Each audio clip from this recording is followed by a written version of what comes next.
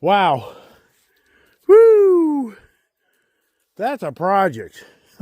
I just cleaned off 1, 2, 3, 4, 5, 6, 7, 8, 9, 10, 11 vehicles. And, whew, that'll take it out of you. Good Lord. Yeah. All right, so where's all the troublemakers, right? I see Rebel. I don't see Diesel. But anyways, just sharing the fun time of you having snow. So if you live up in the northern area, you get it. You live down south, you got it because you left. Because you're like, I'm done with this stuff. Not too bad, really. Hey, there's Diesel across the way. Come on, boy. Don't do that. No. Nope. See, there he is. Went through the fence. Come on back. Treaties. Treats. Come on. Well, that'll keep you in shape. I just had to chase this damn dog down the street. Oh my gosh. So bad. Diesel. I mean, he gets out a lot. So you're gonna get cabled. Cable time, boy. Cable time. Oh, the projects don't end, man. Jesus Christ, what a project. Oh my goodness. Hey, what are you doing now? What are we doing now? That's a puppy time to the vet time. Incredible how yesterday at 3 o'clock. Hey, welcome to Ice HTV. Puppy HTV, that is. Hey, so yesterday at 3 o'clock, we were taking Prince to get him checked out. You know, so far today, he's doing a lot better. Now, of course, he's on meds to help him, but he is doing better, so that's good. It's better that than nothing. But now, I'm on my own. The daughter has cut bait, and snowy Virginia day, nothing really that radical per se, but up here, they close everything down, everybody. Maybe up north are laughing their ass off when they see the snow coming here to Virginia, Maryland area. Everybody gets paranoid, and the lights turn off, so if it doesn't break my heart, because people don't know how to drive in the snow, so it's better they just stay home, right? But I gotta go to the vet and get the dogs their booster lepto shot. I think that's what it is. I don't know. I can't. Or Lyme. I can't keep track of all this stuff. Good old Diesel earlier. He was man. It was bad. He was across the road. I got him back across the road. Then he tried to get back in through the fence line, and I'm trying to catch him. And then he went all the way down the fence line, all the way the opposite way. Not where the main road is, down at the stop sign. We went the other way, and then he kept going up in the backwoods, and I had to go in the backwoods, and if it wasn't for him, he wouldn't come back. He knew I was mad at him, and so he got caught over an area where he really couldn't go any further, and I had to navigate through the woods to get to him without falling in the creek. Oh my gosh. Then I had to drag his ass all the way back up that fence line, get him inside the property. Then Gypsy comes out of nowhere. And then, you know, the UPS guy's on the street, FedEx, and a guy in a car, and a guy in a truck, and I'm all waving him down to slow down because I don't know if the dog's going to run out in the middle of the road. Oh, great. Waze is showing something's going on up here. So that sucks. You know, yesterday we were late to Vanfield, and the rate it's going right now, it's going to be the same story. But yeah, I got Diesel here. The Rebel boy back there. You know, Rebel.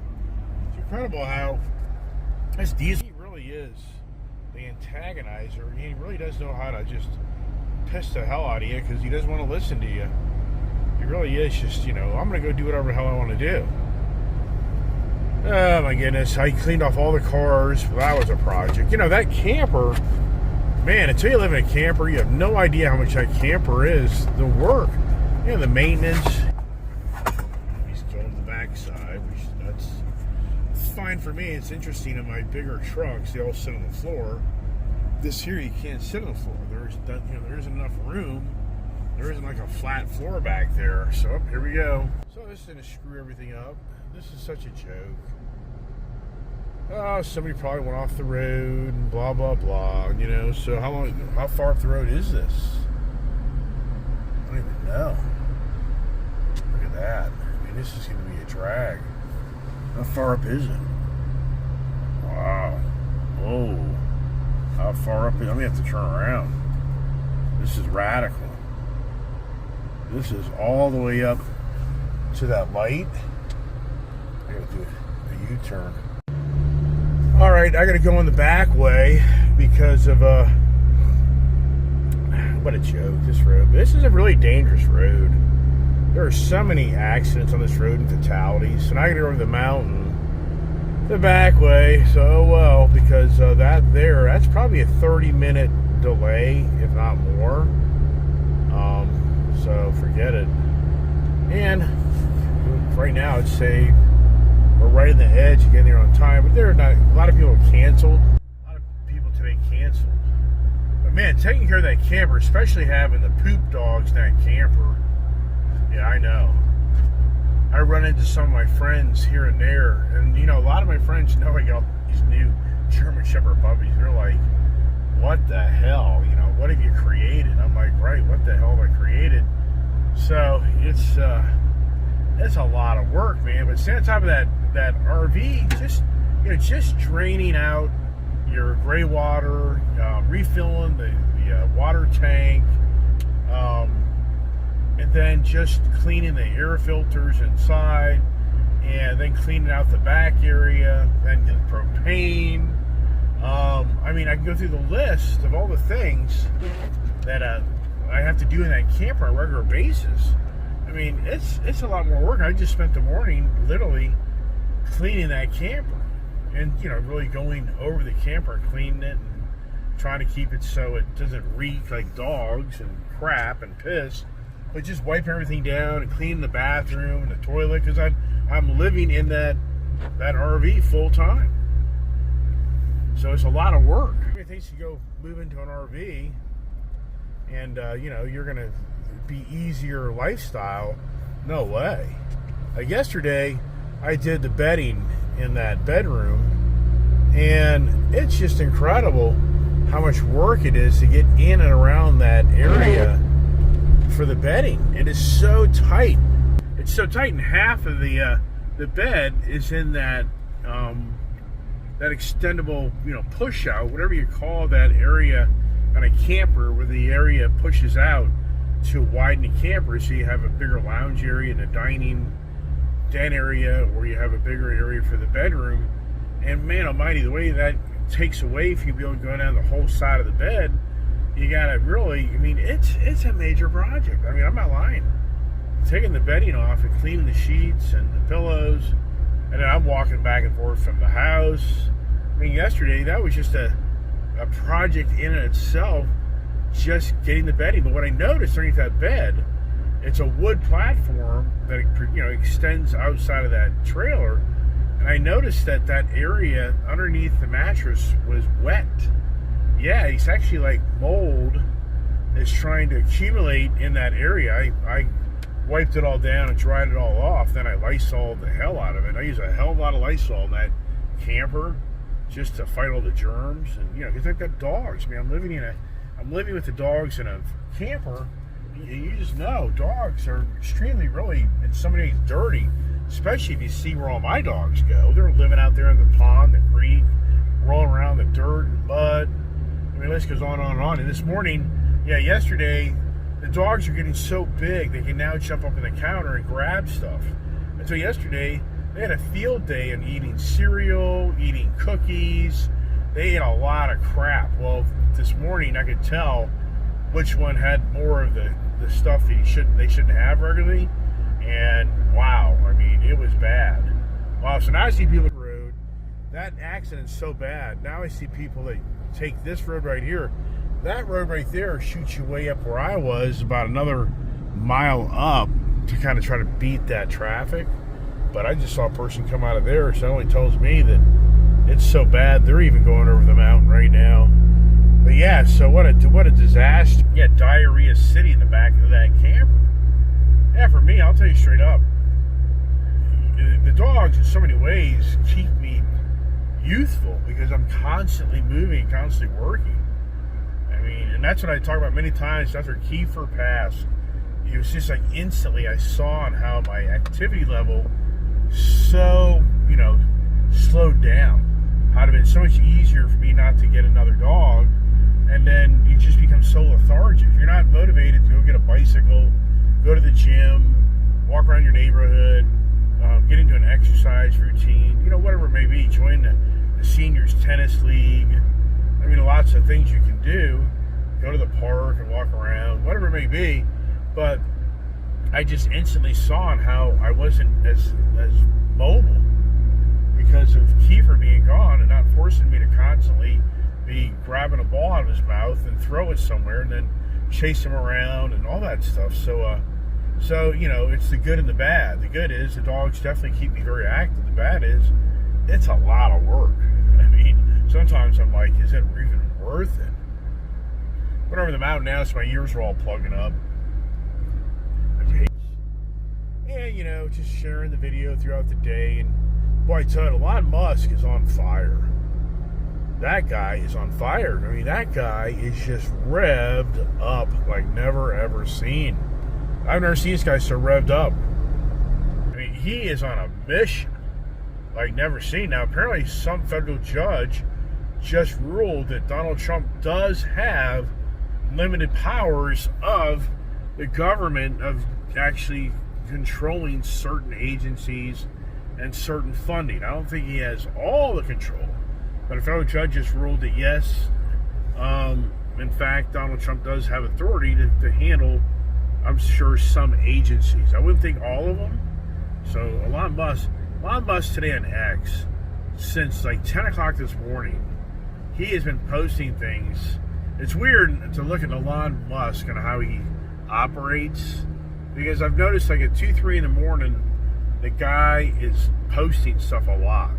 But now like today, I noticed that ever since mid-morning, he's been posting things non-stop. And you can tell when he posts it, because it shows the time frame from the time of the posting. And he's just really hammering the hell out of how the Democratic Party is really a huge problem. And how they're trying to undermine this country like never ever seen. I tell you, I'm very concerned for Elon Musk's well-being. I really am. I think, you know, it's so sad. The corruption in our country just revs up those that will sacrifice themselves and do really bad things. I can only hope and pray that Elon Musk has incredible security detail. And you know what? On Fox News, the business side of the Varney Company this morning, actually a woman got on there that's a regular journalist that comes on to speak her views and ideas, and she actually brought that up. She said, it's so funny, I just had talked about that, and I was telling my family about that, and I even told you guys about it this morning, and this lady point blank said she can only hope that Elon Musk has an incredible security team. What I'd be worried about is his son X, that somebody kidnaps him for ransom. That would, if I was Elon Musk, man, you know, I don't think that kid's going to be like a typical kid he's so young. He's not like he's going to be going off to school or whatever, but at the same time, you know, that hits you to the bone instantly if you're a parent and something happens to your child. I mean, it's more devastating in some ways than you dying yourself, because it just hits to the heart. So I can only hope and pray that nothing like that happens for Elon Musk and for the goodwill of our country. We're just trying to get a handle on how do we better manage this country's fiscal responsibility. Hey, Rebel, want to come up? Want to come up, little Rebel boy? He's such a cutie, isn't he? Come on up, little Rebel. Oh, yeah. He is such the kind of more like just freelance guy. He is a good dog. Now that Diesel boy, man, that's Rebel. Oh my gosh. He's a cutie, a big boy, but man almighty. I'm still getting a kick out of the one person last night posted on my short videos. Apparently YouTube last night was having technical difficulty of comments posting throughout numerous YouTube accounts. I was telling one of my friends, Gail, that it was just you know, welcome to my world.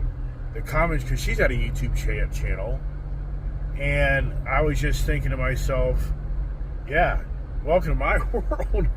You've been called out. You've been hanging out with me too much. You're getting to be known too much on the Ice Age TV side, so they're going to probably start monitoring you more, start shadowing your channel more than ever because you're associated with me now because Gail posts a lot of comments on my channel, and I just have to think it up. There you go. Yep, she's on the radar screen, but apparently not. Apparently that was going on, but I was kind of telling her, like, well, it looks like you're welcome to my world where YouTube intentionally shadows your channel because they don't like it for your views and ideas. It's a blood since the sun didn't come out. It hasn't got really that much warmer. You know, the snow is giving you a beautiful scenic drive here. As I go in the back way, so yeah, now I'm late. I'm going to have to call Banfield and tell them that I'm late because of the fiasco on Route 15 where I live. You know, I was a youth girls basketball coach for 8 years, and when I see all this weather and all the school closings for Loudoun County, Virginia, they're conservative probably now at, I would say, 6-7 lost days of school. But what happens as a youth coach in basketball, you lose your whole momentum on your team because you can't practice. Because when they close down the schools, you can't go practice. So I just remember so well. And you had so what happens is, unbeknownst to other people, for youth girls basketball coach or youth boys, whatever it is, in school, high school, elementary. So during Christmas break, you for the most part lose 2 weeks. 2 weeks of practice. Meaning we used to have twice a week practice and a game on the weekend. So that was 3 times the girls were playing basketball. Well, once the Christmas 2-week vacation comes in, technically, you've really have lost like a good 5 to 6 days of practice and game. So the girls get so detached from the sport. So then after the Christmas break, we had these snows come in, and the Loudoun County schools were closed down for a week. So they're basically now there's another 2 days, then the weekend game. So now you're like a good 7 to 8 days lost of the girls playing basketball. So when I was coaching basketball, it was so challenging because now basically the girls have been away from basketball 3 weeks, if not close to a month. And now you're trying to get everybody back in tune with all the plays, how to play D. I mean, it was so in so many ways, it was so bad. And then like now, this week here is going to screw up the basketball practice, and then debatable what happens on the weekend with the weather, and so you lose even more time. So then the season runs out of time because the gyms have to transition and youth sports transition more into the spring sports. So you're only limited to so much time using these gyms, and so you, whether you want to accept it or not, you don't have per se all this makeup time. You're coming down to the games, and then the season's over, and you may have missed 2 or 3 weeks worth of practice and even a game. All right, give 2 craps about that. I know that. All right, I can make a phone call. Oh wow, there is the new Toyota Tacoma. It's not a bad looking truck. I mean, no doubt, it's a good looking little truck. But I think my Chevrolet Bison looks every bit as good or better than that. Such a Toyota Tacoma guy for so many years. I've owned so many of those. Never really was a Chevy Colorado guy per se, but now, the newer generation in this Bison baggage, I just think is wow. I really do. I think it's really a great product. Only thing I wish I would have done is put that 327 5.3 motor in this damn thing. Oh my gosh, this thing would have been so much fun. This thing would have had a growl to it. Oh my gosh. It really would have been cool. Now, I think it's going to be really interesting about that new Toyota Tacoma body line is how many Tacomas will you see versus the Colorado? Oh, we know that answer. How many Bisons will you see compared to the TRD Pro Tacoma? I think you know that answer as well. This will be the lesser of the 2 vehicles that is seen. And the thing is, the Tacoma doesn't have more power than this. It's a 4-banger, so there's a lot more to get out of that. And It's right up there in the price range. But the big difference is that people will be convinced that Tacoma is the better truck and it'll outlive the Colorado. I don't believe that anymore. I just don't believe it anymore because there's just too many shared parts. Why is the car industry right now going nuts with Donald Trump imposing all these tariffs on anything that's being imported from other countries? Because they know so much of the things that are built anymore today in this country are all products coming from foreign countries. So to think that this vehicle is all built by the Americans anymore, nope. And then to think that Toyota is built by the Japanese anymore, nope. That truck's probably built in Mexico like this. That would be my guess. I'm not sure. I know the Tundra's built in Texas. Everybody rock and rolls. I mean, everybody rock and rolls in this area here. Even here on a snowy per se day, that still ain't good enough.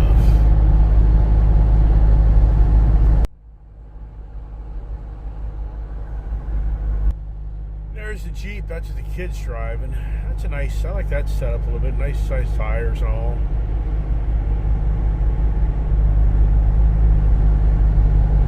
That interior is so tight. Should have shown you a picture of that guy in that truck.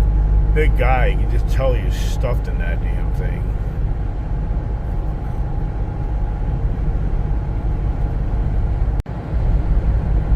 It really is a nice snowy event looking day, isn't it?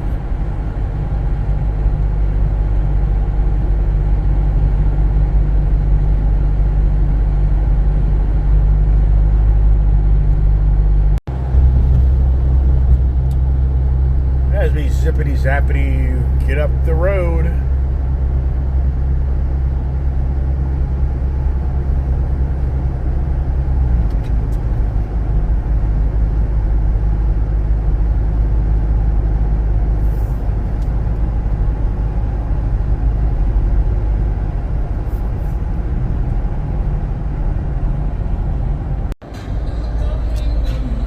Is AutoNation Leesburg Toyota. You know what? Every time they get a Toyota 4Runner in, that thing's gone. The brand new Toyota 4Runner. You know what? I think I'll go the other way here. I was going to go that way, but I'll go this way. Yeah, so the new Toyota 4Runner, for the most part, is running off the Tacoma platform in my world.